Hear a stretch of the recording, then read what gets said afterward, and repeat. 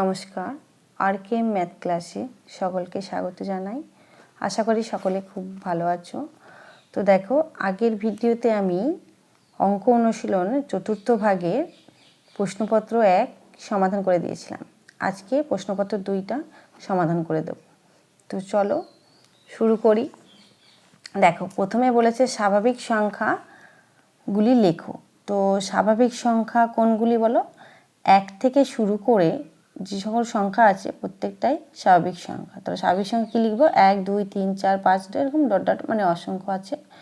তারপর দেখো নেক্সট হচ্ছে শূন্যস্থান পূরণ করো। প্রথমে কয়েক দাগে বলেছে ড্যাশ মৌলিক বা যৌগিক সংখ্যা নয়। দেখো তো উত্তরটা কী হবে? 1 মৌলিক সংখ্যা বা যৌগিক সংখ্যা কোনোটিই নয়। দেখো আমি কারণটা এখানে বলে দিই যে 1 কেন মৌলিক সংখ্যা নেয়। মৌলিক সংখ্যা হতে গেলে সেই সংখ্যাকে 1 এবং সেই সংখ্যা দিয়েই ভাগ যেতে হবে। এখানে দেখো এখানে 1 আছে, তো 1কে 1 দিয়ে ভাগ যাবে, আরেকটা সেই সংখ্যা, কিন্তু কমপক্ষে দুটো সংখ্যা লাগবে যেটা তোমাকে ভাগ করতে হবে। একটা 1 লাগবে, একটা সেই নিজের সংখ্যাকে লাগবে, তাহলে সেটা মৌলিক সংখ্যা। যৌগিক সংখ্যা যেগুলোকে কি ভাগ করা যায়। তো দেখো এখানে 1 কিন্তু সেই জন্য মৌলিক বা যৌগিক কোনোটাই নয়। দেখো 2 কয়েক দাগে বলছে ক্ষুদ্রতম যৌগিক সংখ্যা। ক্ষুদ্রতম মানে সব থেকে ছোট যৌগিক সংখ্যা, সেটা কি হবে? দেখো 4। তো 4কে দেখো 2 দিয়ে ভাগ করো, 2 2 4 মিলে যাচ্ছে, তো কী হবে? এটা যৌগিক সংখ্যা এবং সব থেকে ছোট। নেক্সট দেখো, নেক্সট প্রশ্ন হচ্ছে শূন্য একটি ড্যাশ সংখ্যা। তো শূন্য একটি কী সংখ্যা বলো? শূন্য একটি জোড় সংখ্যা। কারণ কোনো সংখ্যার শেষে যখন শূন্য থাকে তখন সেই সংখ্যাটাকে কি হয়, আমরা ভাগ করলে কিন্তু ভাগ মিলে যায়। তাহলে কি হয়? জোড় সংখ্যাকে কিন্তু 2 দিয়ে ভাগ করলে ভাগ মিলে যায়। নেক্সট দেখো 1 লক্ষ ড্যাশ অঙ্কের ড্যাশ সংখ্যা। তো 1 লক্ষ তোমরা লিখবে, লিখে দেখবে কত অঙ্কের সংখ্যা হচ্ছে, সেটা তোমরা করবে। তো দেখো 1 লক্ষ আমি লিখলাম। দেখো আগে একক দশক শতক করে লিখবো, তাহলে কি হয় আমাদের সংখ্যাটা লিখতে সুবিধা হয়, নাহলে ভুল হয়ে যায়। তো লক্ষ পর্যন্ত লিখে নেবো, 1 লক্ষ যেহেতু বলেছে।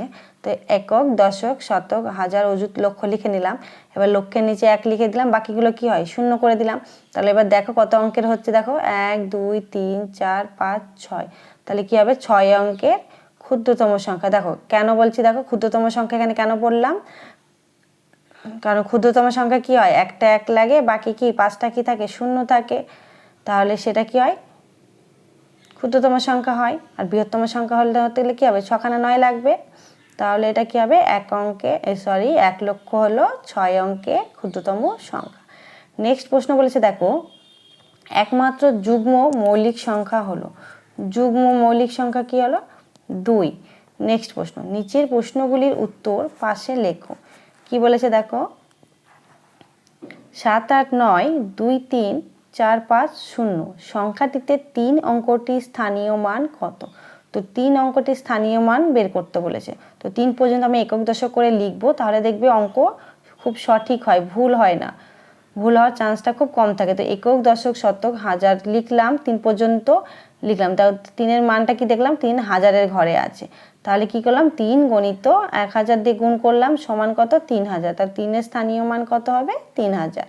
তো এইভাবে তোমার 2-এর দিতে পারতো, 9-এর দিতে পারতো, তোমরা সেইভাবে একইভাবে করবে। স্থানীয় মান মানে একক দশক লিখে নেবে, লিখে নিয়ে করবে। দেখো নেক্সট প্রশ্ন বলেছে 5 ভাজিত 0 সমান কত? দেখো এটা হবে অসঙ্গত, মানে কি 5কে কি 0 দিয়ে আমরা ভাগ করতে পারবো না, তার জন্য এটা অসঙ্গত। নেক্সট দেখো 10-এর মাথায় 3 দিয়ে লিখেছে সমান কত? তাহলে এই যে 10-এর মাথায় 3 মান, এটার মানে হচ্ছে 3 বার 10 দিয়ে, মানে 3 বার 10 লিখে গুণ করতে হবে। তো দেখো 3 বার 10 লিখে করো। শর্টে গুণ করার নিয়ম হচ্ছে, দেখো এখানে যে সংখ্যাটা প্রথমে দেয়া থাকে সেটা লিখতে হয়, তারপর যটা শূন্য থাকে তটা শূন্য বসিয়ে দিলে কিন্তু গুণফল বের করা যায়। তো দেখো 1 লিখলাম, 1 2 3, তো 3টে শূন্য বসিয়ে দিলে কত হলো? 1000। নেক্সট প্রশ্ন দেখো 1 2 3 4 5 3 সংখ্যাটি 9 দ্বারা বিভাজ্য কিনা সেটা তোমাকে বলতে হবে। তো দেখো 9 দ্বারা বিভাজ্য কখন হবে, যেই সংখ্যাগুলো দেওয়া থাকে সেই সংখ্যাগুলোকে যোগ করে সেটা যদি তার যোগফলটা যদি 9 দিয়ে ভাগ করে ভাগ মিলে যায় তবে সেটা 9 দ্বারা বিভাজ্য হয়। তো আমরা এখানে দেখব যে সংখ্যাগুলো এখানে দেওয়া আছে সেগুলোর যোগফল 9 দিয়ে ভাগ যায় কিনা। তো দেখো 1 2 3 4 5 যোগ 3 করে যোগফল কত হলো, 18 হলো। দেখো এবার 9 ঘর নামতা পড়ে দেখো 9 2 কিন্তু 18, ভাগ কিন্তু মিলে যাচ্ছে, তাহলে কি হবে, হ্যাঁ এটা 9 দ্বারা বিভাজ্য হবে। নেক্সট প্রশ্ন দেখো, দুটি বিজোড় সংখ্যার যোগফল কিরূপ সংখ্যা। তো দেখো আমরা এগুলো করবো, হ্যাঁ সঙ্গে সঙ্গে আমরা জানলেও পড়বো না, কেন দেখো এগুলো সঙ্গে সঙ্গে কি করবে, যখনই অঙ্কগুলো করবে পাশে যদি তোমরা রাফটা করো ভালোভাবে বুঝতে পারবে। দুটি বিজোড় সংখ্যা, তো দুটি বিজোড় সংখ্যা কি বলেছে, যোগফল বলেছে। কিরূপ সংখ্যা সেটা আমরা করে দেখি আগে। তো দেখো দুটো বিজোড় সংখ্যা 1 আর 3 আমি নিয়েছি, তুমি 2 আর 5 নিতে পারো, সরি 3 আর 5 নিতে পারো, 5 আর 7 নিতে পারো, যে কোনো সংখ্যা তুমি নিতে পারো। তো আমি ছোটোটাই নিলাম। তো 1 আর 3 যোগ করলে কত, দেখো 4, 4 কি জোড় সংখ্যা, তাহলে দুটি বিজোড় সংখ্যার যোগফল হবে জোড় সংখ্যা। দেখো আমি অন্য একটা দিয়ে বলছি, দেখো 5 একটা বিজোড় সংখ্যা, 7 একটা বিজোড় সংখ্যা, তো 5 আর 7 যোগ করলে কত হবে, দেখো 12, তাহলে কি হয় জোড় সংখ্যা। তাহলে সর্বদা কি হবে, দুটি বিজোড় সংখ্যার যোগফল জোড় সংখ্যা হবে। নেক্সট প্রশ্ন বলেছে দেখো 8,08,000 বিয়োগ 7,50,050, তাহলে এটাকে কি বলেছে, তোমাকে সংখ্যায় লিখে বিয়োগ করতে বলেছে। তো আগে দেখো লক্ষ পর্যন্ত এখানে দুটোই বলেছে, তো আমি লক্ষ পর্যন্ত আগে লিখে নেব, একক দশক শতক হাজার অযুত লক্ষ লিখে নিল। এবার 8 লক্ষ বলেছে, তো লক্ষের নিচে কি 8 লিখলাম। তারপর দেখো কি বলেছে 8 বলেছে, তো আমি 8টা কি কিছু বলেন, তার 8টা কি একক, তো এককের ঘরে 8 লিখলাম, বাকি সংখ্যাগুলো কিছু নেই, তার মানে কি এখানে সব প্রত্যেকটা ঘরে শূন্য বসিয়ে দেবো। তারপর নিচে বলেছে দেখো 7 লক্ষ, তো লক্ষের ঘরে 7 লিখলাম, 50,000, তো আমরা কি জানি হাজার কি হয়, দুটো ঘর নিয়ে হয়, এক অযুত আর কি হাজার ঘর নিয়ে হাজার আমরা পড়বার সময়, তো 50,000 বলেছে। তো দেখো তাহলে অযুত আর হাজারের ঘর নিয়ে কত 50 হলো, 50,000 হয়ে গেল। তারপরে কি বলেছে 50, তাহলে 50 কি 5 10 50 হয়, তাহলে 5 দশক শূন্য একক, মাঝে দেখো শতকের ঘরে কি হবে, তাহলে একটা শূন্য বসবে, তাহলে শূন্য বসিয়ে দিলাম।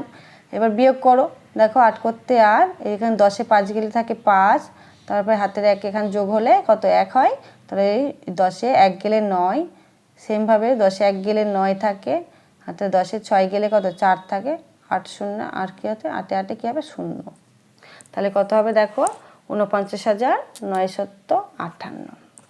তো তোমরা নির্ণয় বিয়োগফল বলে লিখবে। নেক্সট প্রশ্ন দেখো 3 দ্বারা আরম্ভ এবং 5 দ্বারা শেষ এইরূপ 6 অঙ্কের বৃহত্তম ও ক্ষুদ্রতম সংখ্যার যোগফল নির্ণয় করতে বলেছে। তো দেখো অঙ্কটা ভালো করে বোঝো, 3 দ্বারা আরম্ভ, 3 দ্বারা আরম্ভ কথা অর্থ হলো শুরু, তো 3 দিয়ে শুরু হবে এবং 5 দিয়ে শেষ হবে। তো এইরূপ 6 অঙ্কের সংখ্যা, 6 অঙ্কের মানে 6টা অঙ্ক লাগবে। দেখো 0 থেকে শুরু করে 1 2 3 9 পর্যন্ত এগুলো কি এক একটা অঙ্ক, যখন এক একটা অঙ্ক পাশাপাশি বসে তখন কি হয়, একটা আমরা সংখ্যা হয়।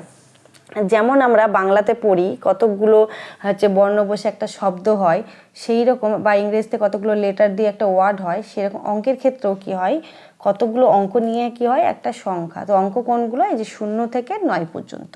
তো দেখো প্রথমে বলেছে 3 এবং শেষে কি হচ্ছে তোমাকে 5, তো প্রথমে 3 এবং শেষে লিখলাম। তারপরে কি বলেছে বৃহত্তম এবং ক্ষুদ্রতম সংখ্যা যোগ করতে বলেছে। তো বৃহত্তম সংখ্যা কত 9, তাহলে আমি কি বাকিগুলো সব 9 লিখে ফেললাম। আর একটা কি বলেছে ক্ষুদ্রতম সংখ্যা, তার 3, প্রথমে 3 এবং শেষে 5 লিখলাম।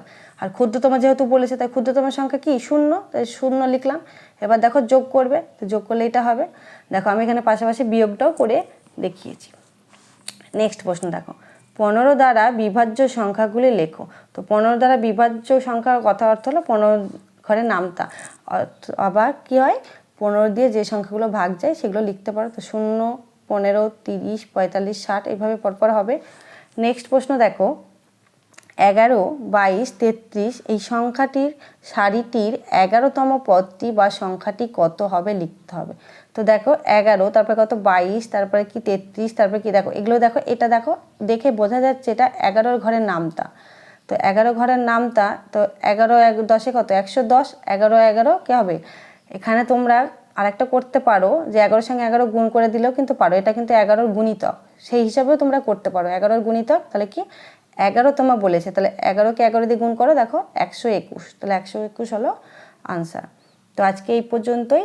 পরবর্তী ভিডিওতে আমি প্রশ্নপত্র মানে 3টা সলভ করে দেব। তো সকলে ভালো থেকো, সুস্থ থেকো, আর অঙ্কগুলো মনোযোগ সহকারে দেখো আর বাড়িতে বারবার প্র্যাকটিস করো। চলো টাটা।